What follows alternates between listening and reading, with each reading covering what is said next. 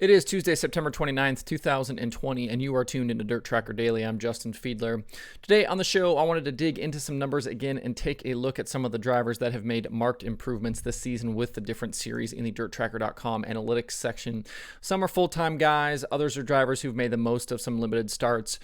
Two of the drivers I'll mention kind of right at the top are guys we've talked about before in Logan Schuchart and Cade Dillard. Dillard ran in 2019 as a rookie with the World of Outlaws Late Model Series and has made a big leap in his second season. He's got 2 wins this year, has led twice as many laps as he did a year ago, and has more top 5s and top 10s. He's qualifying about 2.5 positions better this year, and that has set him up for more success through the night. It shows with 12 heat wins versus 1 last year. His heat race plus minus is much better at +8 versus -22 last season, which also aids in better starting positions in features. His average feature start is 3.5 spots better, leading to a feature finish that is 3 spots better. He's become a regular nightly contender with the series and is 4 spots higher in the standings this season because of it. With the way things are shaking out right now, I would guess that he would probably stay in that 3rd position right behind Brandon Sheppard and Ricky Weiss this year. As for Logan Schuchart, his continued improvement in recent seasons has made him a serious challenger in 2020 for the World of Outlaws Sprint Car Series title. In comparing 2020 to 2019 for Schuchart, it's important to note that the Outlaws have run far fewer races this season because of the pandemic, and will end up with somewhere around probably 20 less races. So when you kind of see that Schuchart has less wins, less top 5s, less top 10s, less heat wins, less dash wins, certainly remember that those things are actually happening at a much higher clip this year than they happened last year. In 2019, he won 8 of 76 races, which is about 10.5% of the races. In 2020, he's won 6 of 45, which is over 13% of the races. He's finishing in the top 5 23% more often, and in the top 10 17% more often.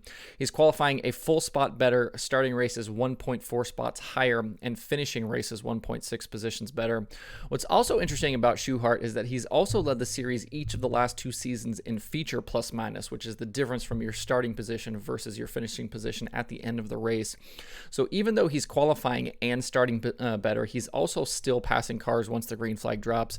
In 2019, he averaged about +3 each night. Well, this season he's gaining 3.2 spots on average per night. So all of that certainly has kept him in the hunt all season. Right now he's 40 points back of Brad Sweet for that championship. But just goes to show you that improvement for him just keeps getting better and better and better. A driver that has benefited from being able to race nearly full-time with the Outlaws this season is Parker Price Miller. The extra seat time, along with guidance from Philip Dietz, has meant big-time improvement for PPM in 2020. Philip Dietz is a guy we've talked on the show a little bit, a guy that I've tweeted about a ton. He just does not get enough credit for the things he's doing between David Gravel and Parker Price Miller's team. He's effectively crew chiefing both cars. He owns Parker Price Miller's car, and just, you know, as competitive as those two teams continue to be on a nightly basis, David Gravel would be right there in the title fight if he hadn't missed those couple of races. And Parker Price Miller is just way better this year than he has been in past seasons. So far this year, he's made all 45 starts versus 27 in 2019. He had a win this year back at 34 Raceway in July to go along with 5 top 5s and 21 top 10s. All of his averages are dramatically better, including qualifying on average about 3.5 spots better. His average start is about 3.5 spots better, and his average finish is nearly 6 positions better than it was over last season. He's still negative in feature plus minus for the year. He was negative last year, but he's actually improved there as well. He's losing less positions at the start of features than he did last year. So all of that is definitely going to add up to a much better year from PPM than we've seen in the past. And it looks like he will get his first top 10 finish in World of Outlaws points this season, being able to run that full schedule. And if he continues on this course, I would imagine that will only continue to get better. He's a guy with a couple of wins. It's certainly talented. That seat time, I think, is just so important for guys like him. And getting that opportunity to run a lot more races this year has certainly paid off for him. A driver that isn't running a series full-time this season, but who has made a mark in limited starts, is Ricky Thornton Jr. He's made 12 starts with the World of Outlaws late models and 15 starts with the Lucas late models.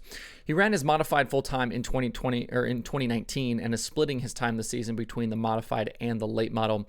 He's got an outlaw win at Jackson Motorplex back in May and has led laps with both series, including during his second place run last Friday night at Brownstown with Lucas. Josh Richards ended up winning that race, but Ricky Thornton Jr. was right there with him. Between the two series, he's got 8 top 5s and 12 top 10s and has been a factor often with 7 finishes of 3rd or better. He's definitely one to keep an eye on in coming weeks and years as he improves in the super late model. It seems like there's starting to be more and more of these guys that have run well in the modified in the past and are kind of making that jump up into late model territory. If you go back to the Dirt Tracker Conversations episode I did with Mike McKinney, he's a guy that's trying to make that transition from modifieds into late models. And like he talked about, there's similar horsepower and things like that between the two cars, but with a late model, you've got obviously a much wider tire than you do for a modified. So it's not a super difficult transition for those modified guys to make that jump into late models and to be successful. And Ricky Thornton Jr. is an example of that. Another driver that has made the most of limited starts is Cale Conley with the All-Star Circuit of Champions. He picked up a win back in July at Sharon Speedway during Ohio Sprint Speed Week and has led 61 laps in 2020 versus only 6 in 2019.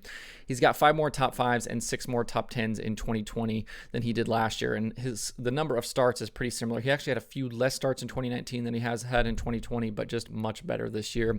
His average feature start is nearly 6 positions better, and his average finish is nearly 7 positions better. His team has really focused on and made the most of those Ohio starts with the All-Stars, but he did run well at East Bay back in February as well, finishing out the weekend with a 6th place run there. He's also made some outlaw starts this year. He was in the feature over the weekend between Lernerville and Wayne County as well. So a very solid improvement for Cale Conley this season in the sprint car. Speaking of the All-Stars, Cory Eliason's growth as a full-time competitor from 2019 to 2020 made him a serious challenger to Aaron Reitzel for this year's championship. He's got 3 wins this season versus 2 last year. He's led 46 more laps and has 7 more top 5s. His qualifying average is nearly 2 spots better, with average start and average finish also improved this year. He's most likely going to come up short in his bid for the title, but he certainly didn't make it easy on Reitzel down the stretch. He's just one of those guys, again, more seat time, more experience, his 2nd year in that Routine 26. All of those things kind of help get those guys further along, that continuity, things can gel more. And as he goes back to some of these tracks for the 2nd time, 3rd time, 4th time, that's just going to make him better and better with that experience, and you saw that this season. Obviously we don't know what's going to happen with Elias in the future, if he's going to continue running with the All-Stars or what the plans are for that Routine 26, but he's certainly one of those names nationally that you're going to see up front on a regular basis between the Outlaws and the All-Stars, a guy that's got outlaw wins as well. I feel like we often kind of get lost in the same drivers and the same storylines on a weekly basis, so it's kind of nice to jump in periodically and take a look and see who else is running well and see who else is improving, which is kind of why I wanted to do what I did with the show today. As for the analytics section, I've got several new stats and numbers to add in the coming days, so stay tuned for that. I'm working on some additions to help see who is kind of trending up and down. I've got a little bit of that right now. You can kind of see the average finish over the last 5 races, last 10 races, and then kind of who's hot for each series, but I'm going to kind of drill down and do a little bit more of that. I've also want to add some different percentages, win percentages and things like that. And then I've got a request for some extra dash stats, and I'd then also like to add the ability to find results just by racetrack, how I have with the drivers right now, where you can just go kind of click on the individual driver pages.